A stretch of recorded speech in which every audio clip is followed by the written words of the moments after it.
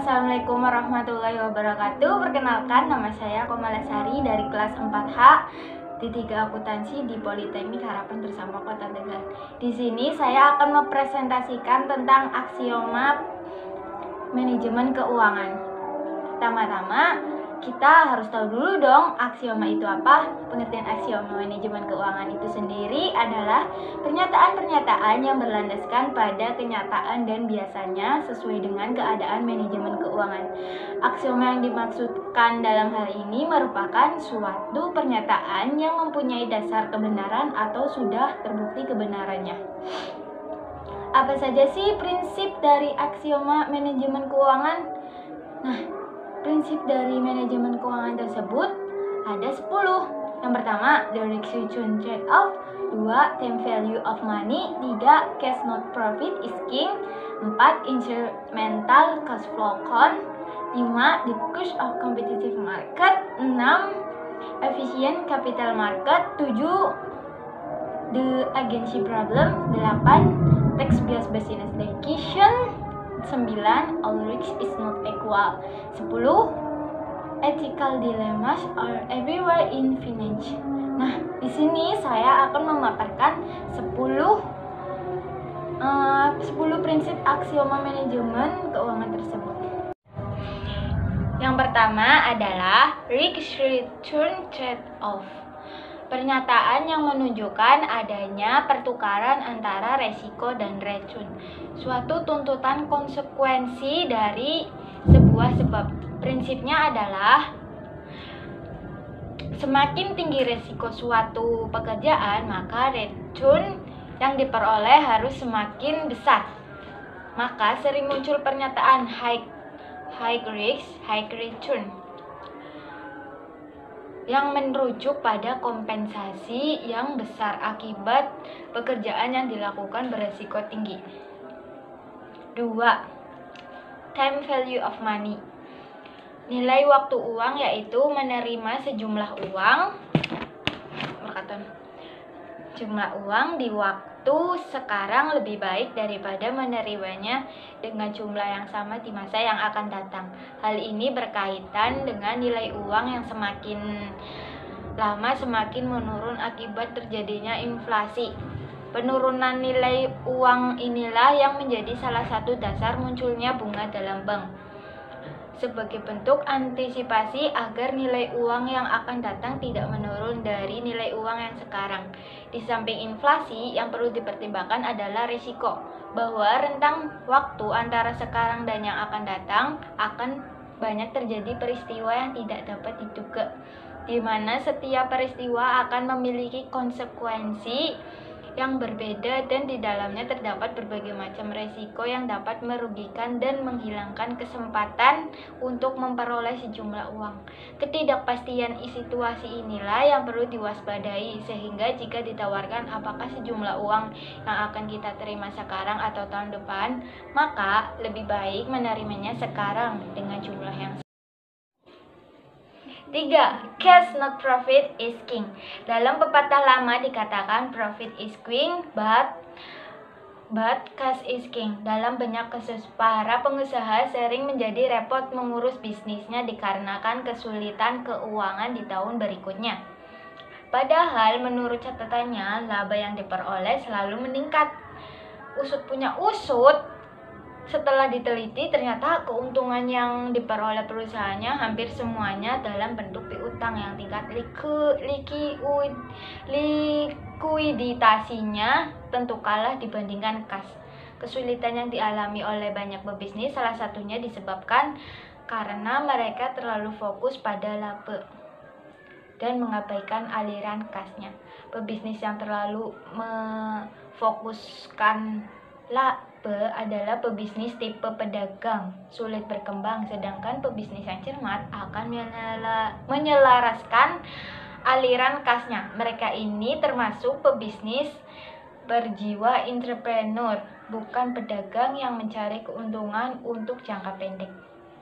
Yang keempat, instrumental cash flow count adalah arus kas yang berhubungan langsung dengan investasi.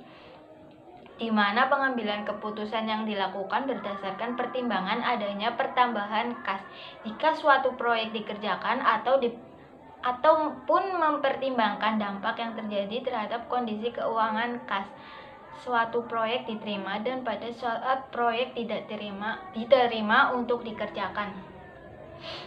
5. The course of competitive market. Persaingan yang semakin ketat akan membelah pasar menjadi bagian-bagian kecil karena semakin banyaknya produsen yang masuk untuk bersaing pada produk yang sama di pasar yang sama, sehingga mengakibatkan lesunya usaha.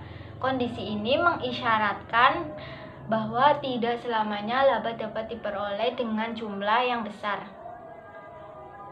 Kecilnya penerimaan laba akan berdampak pada kecilnya tingkat pengembalian investasi. Untuk itu, perlu dilakukan beberapa hal untuk menjaga agar usaha tetap mampu bersaing dan mempertahankan pasarnya. Di antaranya adalah diversifikasi produk, penguasaan bahan baku, penggunaan teknologi tepat guna untuk meminimalisir biaya. Yang keenam adalah efisien capital market.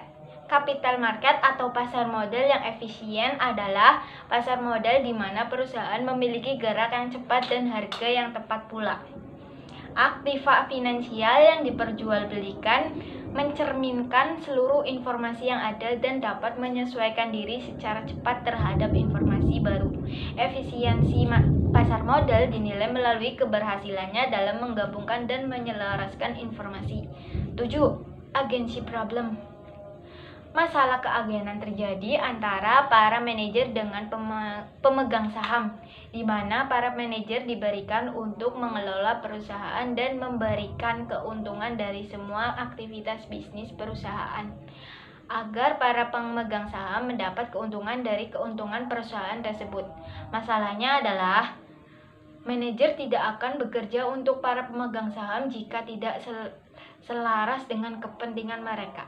Para manajer akan mengambil keputusan yang akan memberikan keuntungan bagi mereka, kecuali jika ada aturan yang menjelaskan bagaimana struktur insentif dapat mengakomodasi kepentingan kedua belah pihak, manajer dan pemegang saham.